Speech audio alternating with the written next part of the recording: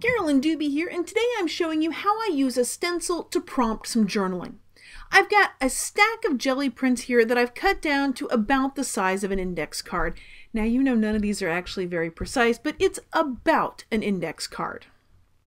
Well, now I'm going to grab my stencil called Verbiage from over at Stencil Girl Products, and I'm going to pick out one of the verbs from on here. These are mostly action verbs, and these are things that will start my journaling. It's kind of a prompt to get me going. I'm going to pick whatever word calls to me to put on the index card. In this case, I put the word sang, and that way I have now this card ready to go when I'm looking for something to start journaling about and a card to journal it on.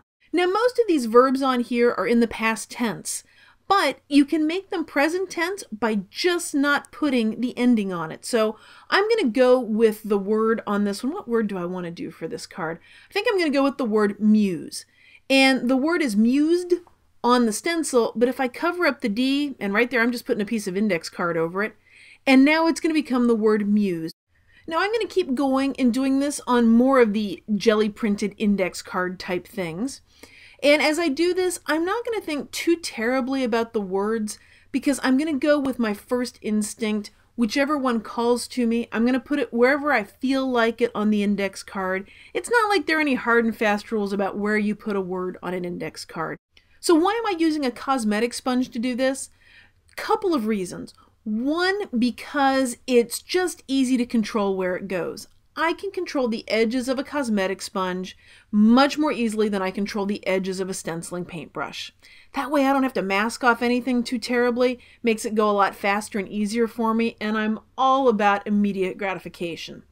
Now I will do some masking, like when I want to take a word and make it present tense instead of past tense, and that is the very difficult, very complex act of just laying a piece of paper or index card right over the part I don't want to stencil.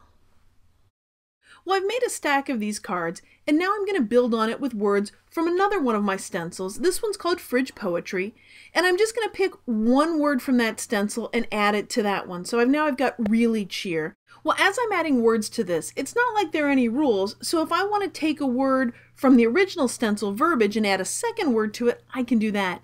And for this one, I decided to just go with the word I. So I've got I felt, but I don't have to stop there. I can go and grab a word from over on the Fridge Poetry stencil and add that to it. And I'm just kind of eyeballing where I'm going to put it, and this time I'm going to add the word my. So I'm taking the word my, and then I'm going to take another word from a different location on the stencil. And it'll be pretty funny if this actually doesn't come out perfectly, because wait till you see which word this is. And now it's ready for some journaling. I'm going to take just a black pen here, and I am going to scribble journal the thoughts that come to me when I read the words on it. And as I'm journaling, if I need to make any kind of changes to the word that's already on there, because it's a stencil, I can do that. Like this one that said thought, I really wanted it to say thoughts after I was done with the journaling. Well, this is a stencil, and all I need to do is find an S somewhere else on this stencil and put it on the end of it.